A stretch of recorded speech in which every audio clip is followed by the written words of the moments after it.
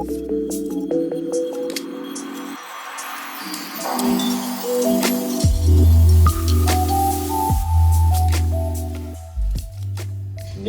around them, life around them, parents, siblings, food, earth magic, sky magic, everything around them, observing the sunrise, observing birds, observing the wind, and be able to get some type of, proposition told to them through the information of the experience outside of anybody telling them what it is that they're witnessing. This is a very key fundamental to all laws of attraction and all expansion in the spiritual mindset, is that your direct observation cannot be jumbled by somebody else's thoughts. Not my thoughts, not some guru, not some politician, not your parents. It has to be formed from your own nucleotides. That's an energy wave that comes through the hippocampus into the back of your pituitary, and something turns on there, and we call that discernment. Discernment was a foundational word used by Rudolf Steiner. It's something that I've been, fundamentally experiencing at least for the last 20, 25 years. I intuitively picked it up from my father, who always told me to take a step back every time any piece of information came across your path. What foods to eat, what water to drink, what ways to live, how to go about your everyday business. All of those things are fundamental to discernment. The act of judgment is based on fear. Fear turns you into a compulsive energy where you are reactive. You can't properly make a decision. Today, where we're at with social media, where we're at with the news machine, where we're at with big corporations that have webs of mind control going throughout the entire landscape of humanity. They know the psychology of the human being. They know the psychosis. They understand that if you can implement just one schism of fear, where there is one type of judgmental reaction and there's a herd mentality going to a certain direction, they know they got you. And it's not because they're masters at what they do. It's because the foundation of human beings right now are lacking discernment. They're lacking the ability to make objective decisions based on looking at the practical scientific method. Now, we've been given a lot of information, a lot of science. Science is supposed to be questioned. It's supposed to be tested over and over and over. Anybody know what the zetetic philosophy is? Zetetic philosophy means that you don't even have a theory before you do a science experiment. It means that you're theoryless. There's no hypothesis, there's no nothing. It's just the experiment. And every time you run that experiment, you see if you can get closer and closer and closer without objective, just absolute. Now, science today is not supposed to be a dogmatic religion. It's not supposed to be faith-based. It's supposed to be evidence-based, believed by peers that are practicing discernment, that honor the practice. We've lost that, and we've seen that, what's happened with that over the last 4 or 5 years with the pandemic, or plandemic, whatever you want to call it. This lack of discernment is the problem. It's not big media. It's not big industrial complexes. We already know all that. We can point a direction and say the boogeyman's out there 24/7, because there is a boogeyman out there. But the boogeyman cannot take control of our loins, of our core, of our ethos, as long as we're operating with full practical direct observation. And that is an exercise. Most of the anthroposophical work that I have done is involving becoming an initiate. And becoming an initiate means that you're going through step-by-step processes of learning fundamental workouts for your soul. It's an energetic traveling method where constantly there's waves of new ideas that are processing through you. And with that, you get the biology of belief. Anybody know Dr. Bruce Lipton's work? Big fan of Bruce. Had some extremely epic moments with him and Avocado up at Esalen about 10, 12 years ago. And it's interesting is everything that he was doing with his work, with the Psyche work, which is the theta training work, and all those different types of practices where you're actually getting into your intuitive muscle, it resonated completely with the anthroposophical studies that I had been doing for the last 20 years. How you do anything is how you do everything. Every objective thought impulse is coming from somewhere. This last year, we were up in Ibiza. I did a private retreat with Richard Rudd. He created the Gene Keys. And we combined the 55th Gene Key of victimization, which is a whole vaporization that we are not victims anymore, with the concept of the philosophy of freedom, which is Rudolf Steiner's initial work before he went into the occult sciences. And these two thought systems, generated from cosmology and earth magic and fundamental human ability, merge perfectly together. Behind every single thought and every motive, there is a victim in there. Everything that you do, when you wake up, every rise, why do you do what you do? Why do you think the way you think? Why do you immediately go into some form of suffering? Why do you go into some form of belief system? Why do you go into some form of action? Even if it's your rituals every day. If you get up on the rise every day with the sun, you drink your spring water, you drink your molecular hydrogen, you hang upside down, you get your feet on the earth, you get photobiomodulation from the sun. It's activating every biochemical process in the human body, turning you on, activating the production of melatonin so you can go to sleep at night. All of these things are done because of some observant factor that you have realized works for you and is going to be potentiating you. And the same thing goes in reverse.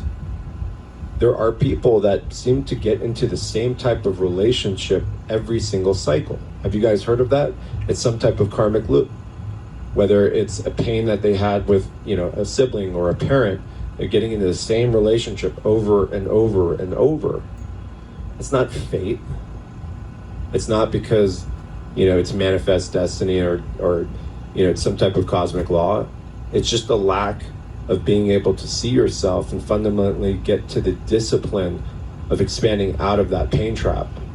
And that's why we do the things that we do. And that's another reason why Waldorf education, and if you guys have children or if you're interested in getting into Waldorf education, you can always go back into that practice. You don't have to be 4 years young, 8 years young, or 12 years young. You can learn all the different ideas of spirituality and go deep into the mystical realms. You can smoke bufo 5 times a day, go drink ayahuasca, do all those things, which are phenomenal. But if you don't have the core essence of direct observation, in my opinion, it's all for nothing. Because you're not creating a stability root force to be able to hold on to those ideas and hold on to those knowings.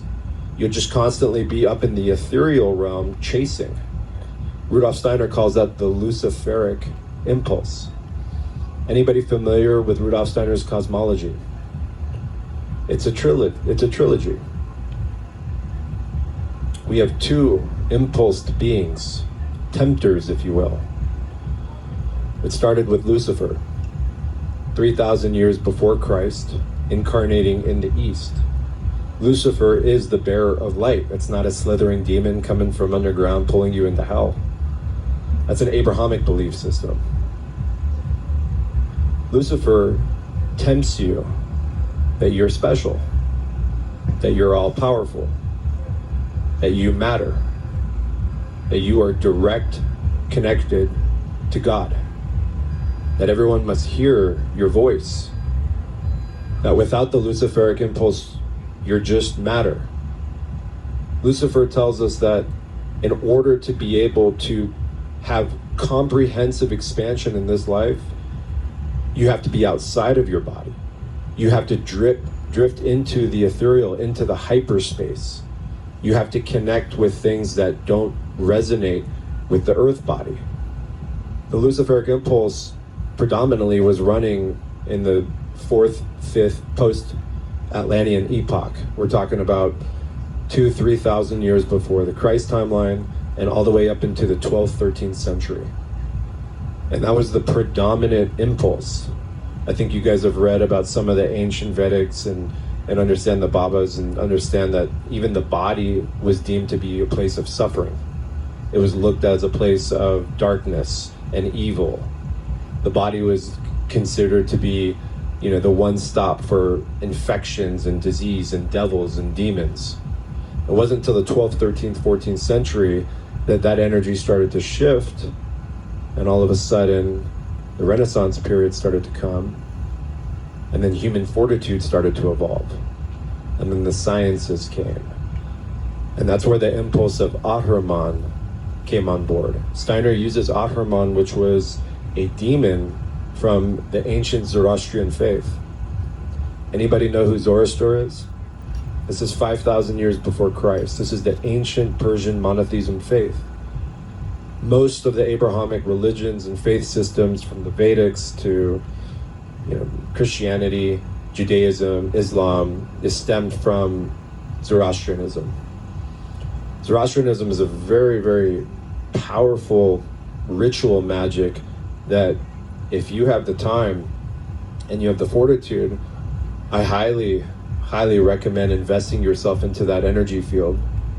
It's very similar with the practices of what I'm seeing here at Burning Man, at least not in the party energy, but more in the foundation of what Burning Man represents.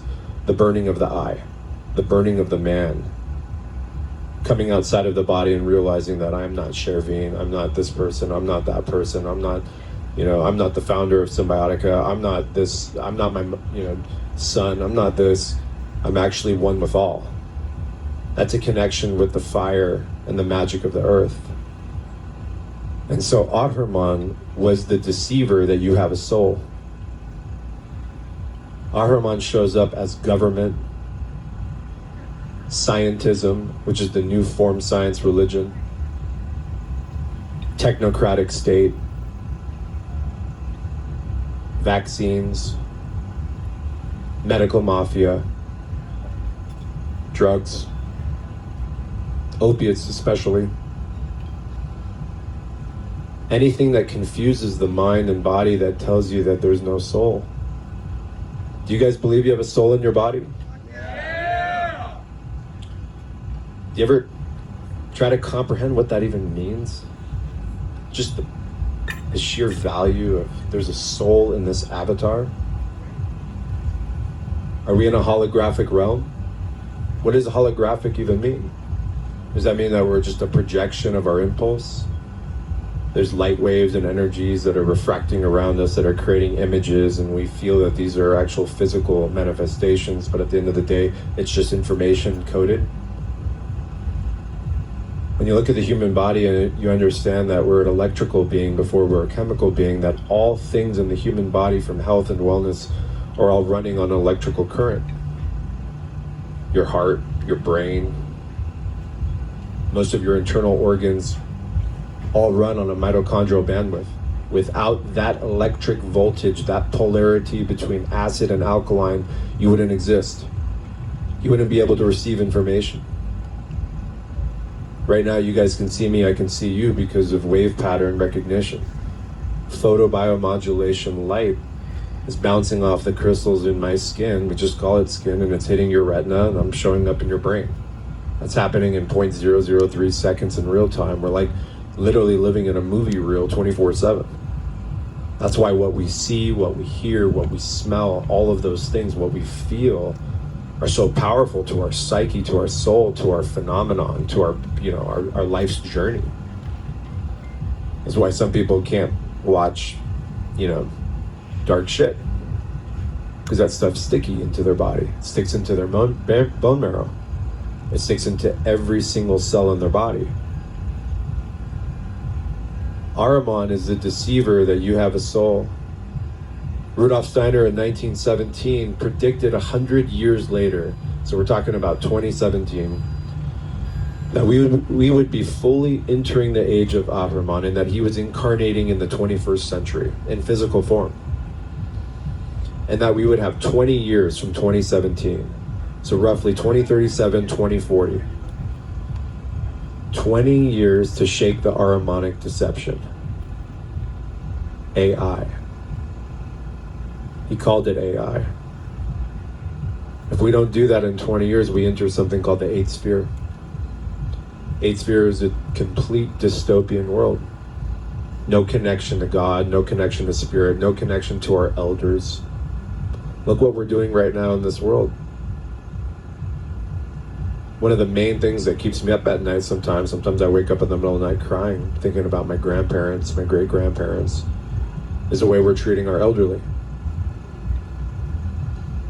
I'm from Iran, Persian descent, firstborn here in America. Parents were immigrants. And I see my Iranian family, and I see how they treat the elders. I also see it with a lot of my Latin family as well, the Latin culture as well, and a lot of beautiful cultures out there. The elders is considered the hierarchy, the main stage of the family. They're worshipped, they're loved, they're looked out upon. I see it here in this mainstay of America, and I'm just blown away the way we're treating the elderly. And that's an ahrimanic deception. We've gotten so hyped up on materialism, on the impulse of materialism, that we've lost what humanity actually means. And then I reverse engineer and I look at the spectrum of human health. It's extraordinary. Because of what I do and the products that I'm working on and the mindset, the holistic background and the biodynamic perspective, I'm constantly just putting my finger into the pulse of humanity to just feel where we're at. What's the temperature? Are we all ready to rage? Is everybody just pissed off? Are they just like, fuck it, who cares at this point? Let's just take it all the way, see what happens, blow this whole thing up. I remember in 2007, 2008, I was really struggling with the ahrimanic coding that was coming into my mind and my body, and I was understanding that this is such dense materialism. And then I started thinking of Darwin and just certain parts of Darwin's perspective on survival of the fittest. And I completely disagreed with the evolutionary theory of that, because I believe we're creationists. I believe we're connected to God. But now, after seeing everything that's blown over the last 15, 16 years, I now feel if you're chronically dehydrated, forget about it. And I would say most people are chronically dehydrated. Why is that? Combination of reasons. Our detox pathways aren't working. We're not walking around barefoot. We're not getting enough proper sunlight. We're not properly methylating. We're not mineralized. We're bathing in tap water. Every time you bathe in tap water, not only are you absorbing a whole collection of something called trihalomethanes, carcinogenic compounds, fluoride, chlorine, bromine, all the different compounds, herbicides, pesticides, larvicides, insecticides, all of the suicides. But you're breathing it in. Vapors are entering your bloodstream, and they're making their way into your fatty tissues that are craving hydration. They're craving the deposit of molecular hydrogen, which crosses over a barrier and creates quantum tunneling in your cell response system. The quantum tunneling is actually a very interesting concept, which has been proven out, that our body is electrically conductive, and that's why water is so important. But because we're not even bathing in spring water, we're bathing in tap water,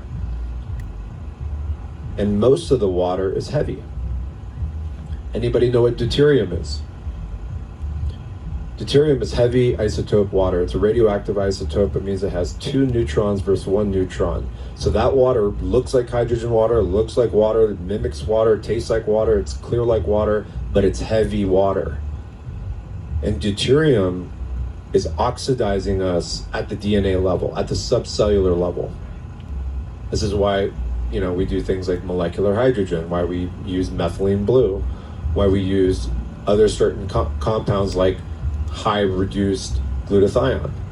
These are things that pull and chelate a lot of this material out of the body.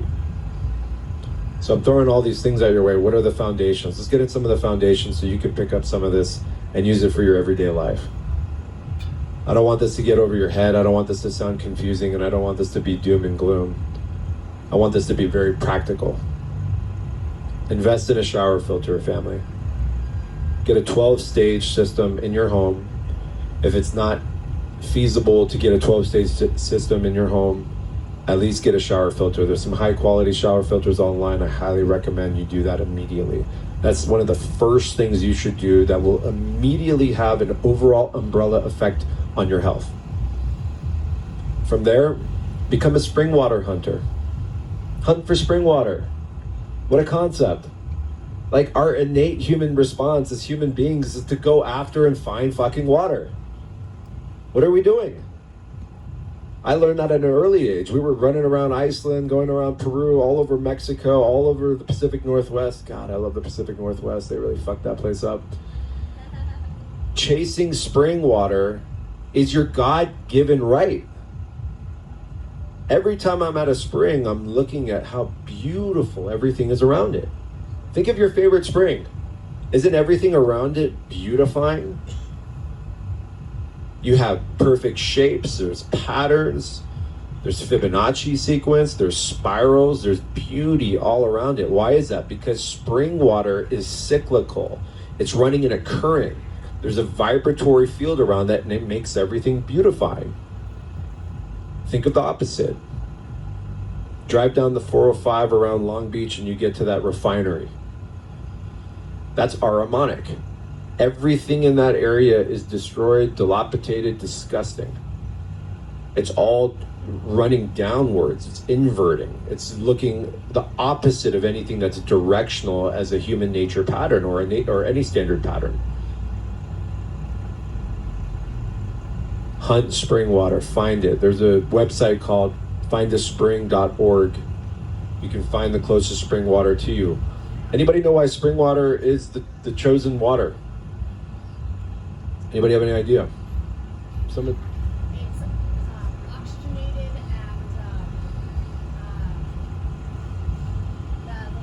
and the vortex. So vortex is considered a way to structure water, so the water has purpose, right? And that's something that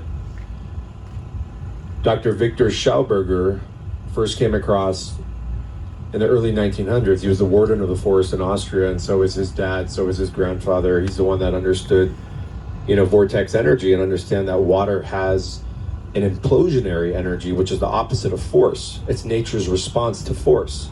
If there was no implosionary energy in nature, none of this would exist. We'd all get blown up. Something has to resist the volcano. Something has to resist methane gas. Something has to resist anything that is excitatory. And that's implosionary energy. The human body, the heart, anybody heard of the fact that the heart is not just a pump? It's actually not a pump at all. It's a toroidal force. It's generating an electrical current. It's not pumping, it's generating a force, and that's implosionary energy, and that's the same thing that spring water does. The reason why I don't drink well water is because well water hasn't decided to come up to the earth. It's not ready. We forced it up. Anybody know what Dry Farms wine is? Well, why does Dry Farms wine have the perfect glucose metabolites and you're not drinking boatloads of refined sugar? And you don't need to fill it with all these nitrates and pesticides and all these things. It's because Dry Farms wine, it's called Dry Farm because it's pulling the water up from the aquifer. It's not using the line system like, Napa and Sonoma and a lot of the California wines. Those are all on sprinkler systems. Maybe one or two farms there are aquifers. That water fed from the earth, that suction structures the water. Now that water can enter your cells. You could drink 5 gallons of water every single day and actually kill yourself. You could dehydrate all the metabolites out of your body, all the electrolytes, the potassium, the calciums, even the silica can start draining out of your body. Water is the foundation of all things. I drink 30 ounces of spring water every rise with half a teaspoon of Celtic sea salt. I put the Celtic sea salt under my tongue, which allows a number of things to happen. Number one, it raises my blood pressure gently, which is what I do want on the rise, so blood can make its way into my brain and my adrenal glands don't have to go into full power mode. I don't like to use the term hack, but it is a quasi-hack to replenish your adrenals. It also creates an ionic channel, so hydrogen can pass the cell membranes and the hydrogen can reach the cell. This is how you get supple skin. This is how your eyes get juicy. This is how your brain gets juicy. The tissues of your body get juicy. You combine that with some watermelon and all of a sudden you're really stoked. I love watermelon. I can eat watermelon all day, every day. Seeded watermelon, of course. So we're getting a shower filter. We're drinking spring water. Should we talk about minerals? Yes.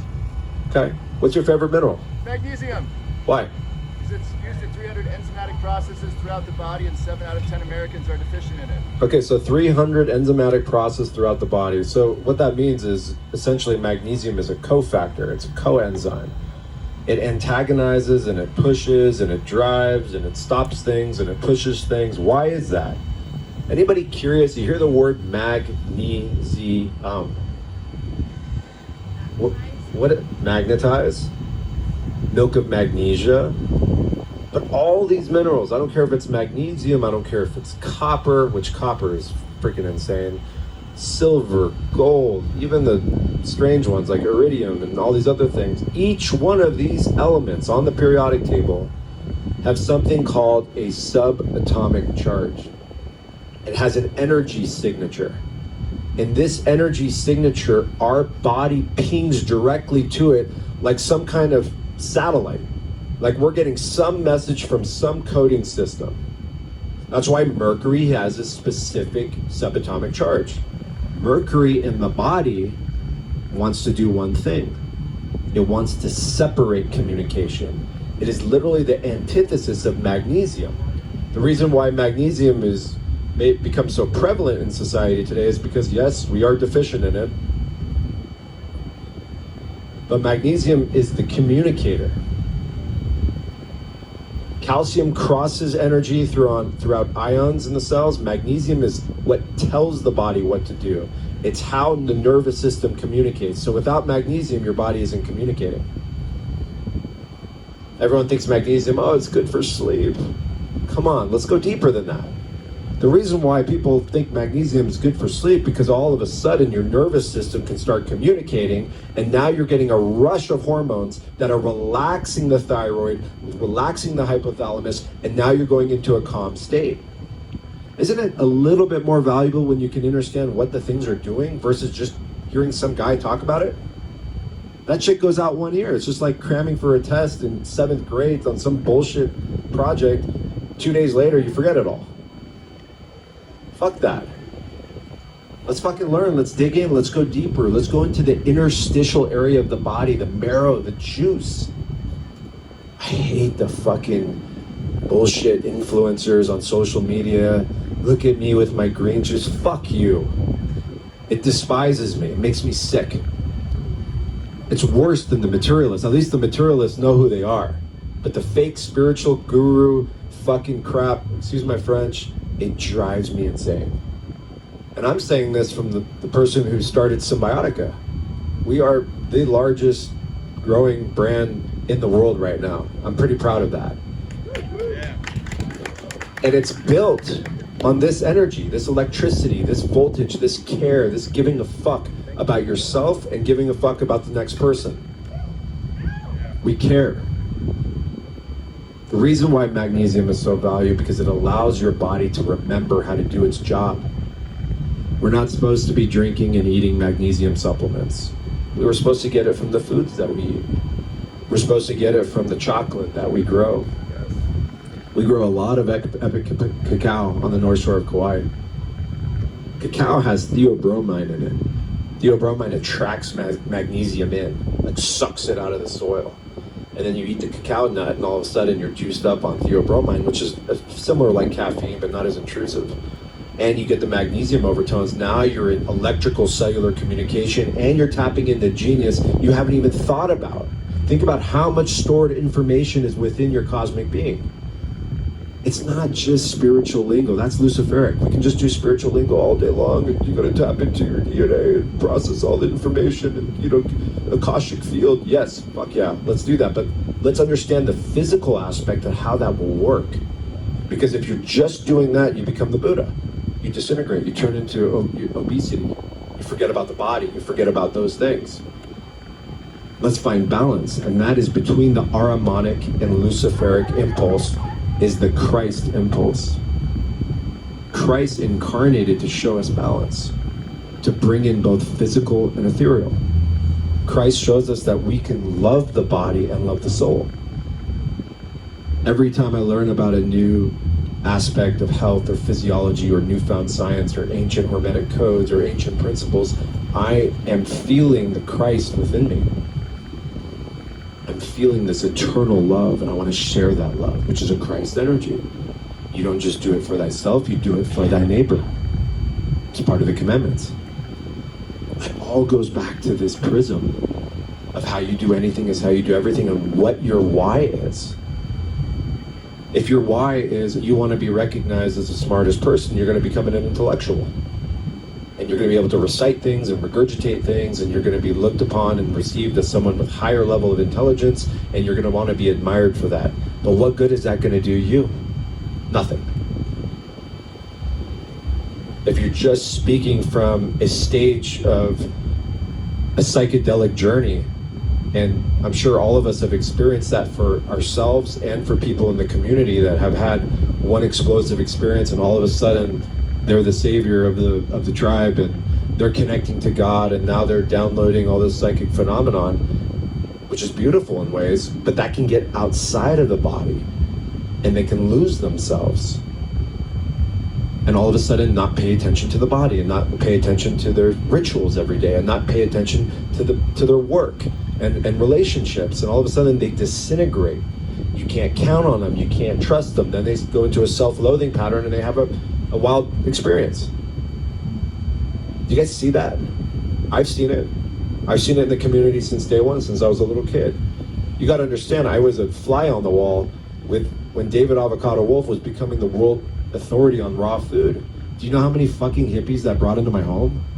It was unbelievable. Beautiful people, but I was watching them leave their body in escapism. Every time you go into escapism, you're losing an opportunity for some serious value add, some serious growth.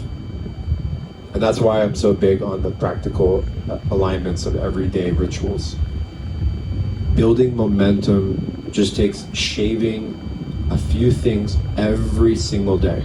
Sharpen the blade, chop wood, carry water. Go stand like a tree for 18 hours in the middle of the forest. See what that does to you. 18 hours. Who can do it? I'm challenging you guys.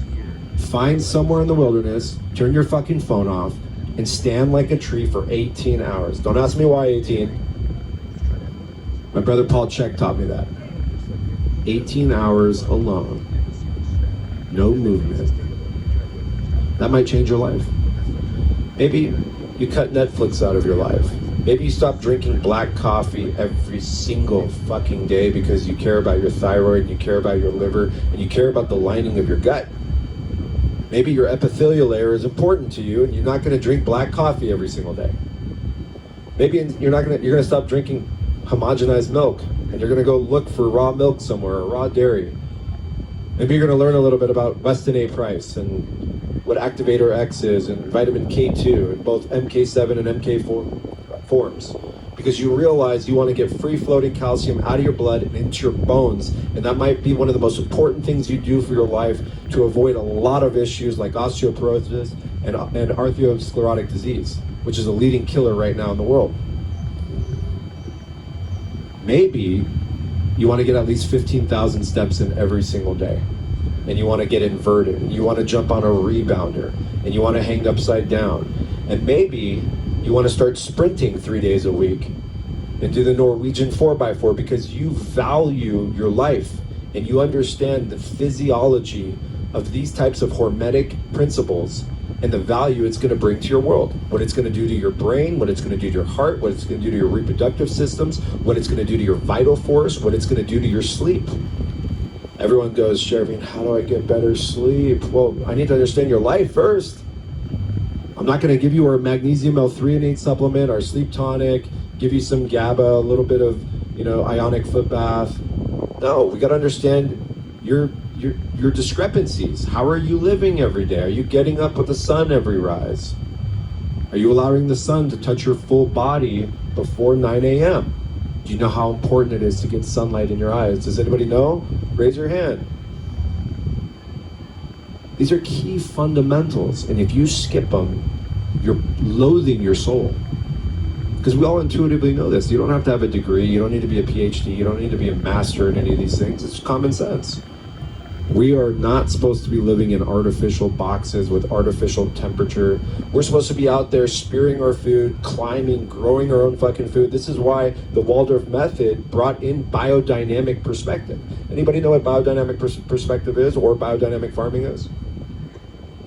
So Rudolf Steiner was commissioned by the CEO, founder of the Waldorf Astoria cigarette company in Germany, to come in and create a new form school system, because he wanted his entire workforce and all their children to get out of the Newtonian, mechanistic, ahrimanic school system that was prevailing in Western Europe.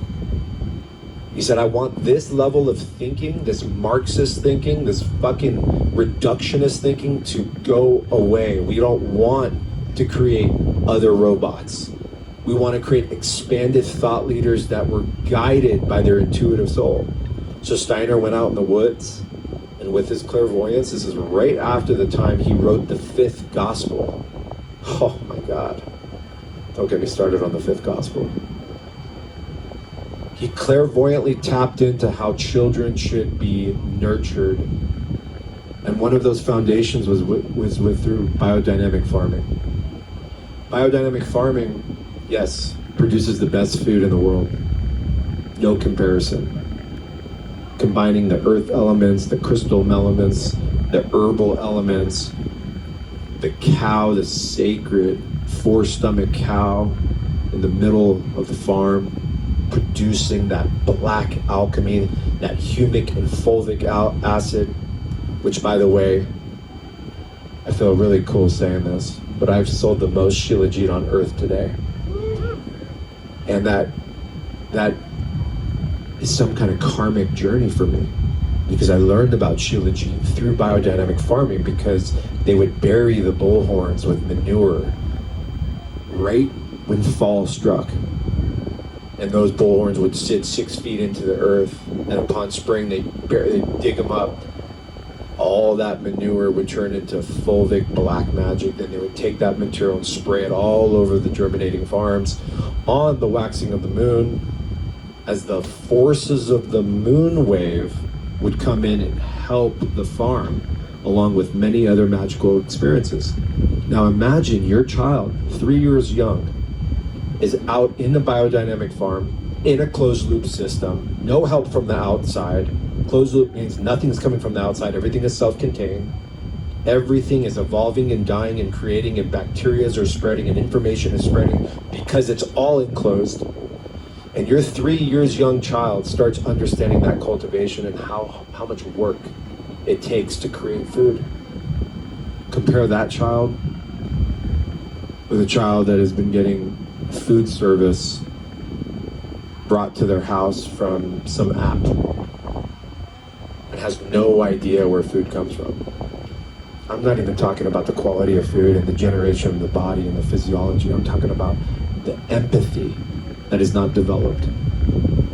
A child's empathetic code comes from the process of their own pain and suffering through the process of creating something that can sustain them. That's a Waldorf method.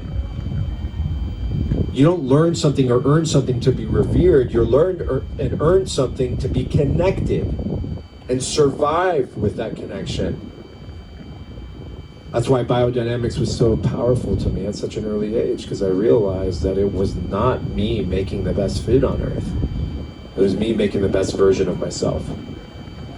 And the side effect of doing that was the best food.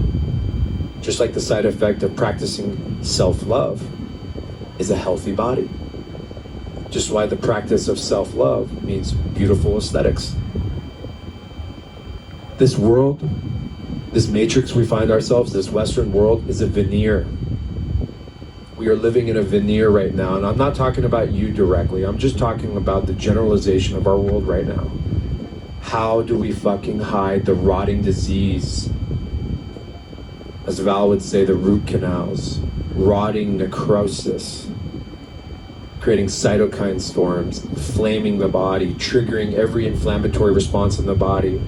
IL-1, IL-6, tumor necrosis factor, all of these different parts of the body's response system to pain and suffering. Our world is a veneer. Look what we're doing in the cosmetic world. Look at all this shit with antiperspirants, makeup, perfumes, colognes, masking the symptom. If you smell like rotten eggs, it's because you have a candida or parasite infestation in your body. That means your body's equilibrium cannot control itself and you have rotting infestation. But we're hiding it, we're masking it. This has become a $1 trillion industry over the last 15 years. And it spans across the world in this fake facade. Nobody gives a shit what's happening on the inside, it's how I look. Because your perception of self is how you perceive others perceiving you. Let me say that again. And this is the Maya. This is what we learned in the Tibetan Book of the Dead. This is how you go through the Bardo state and travel through the Bardo state as you understand who thyself is. But if your perception of self is based on how others perceive you, you're already behind the 8 ball. You'll never be able to penetrate through. Get clear with your intentions every day. Start writing down everything that you know internally you're messing up on.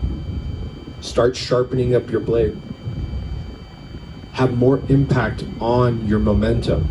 Take control of your momentum. Victim will always be inside of us to a certain degree. I learned that from Richard Rudd, really looking at my gene keys especially. There will always be a little bit of victim that's permeating within your psyche. But as long as you can respect and honor the victim and not let it control your decisions every day, you can become the master magician of your reality. Thank you so much, everybody. It's an honor.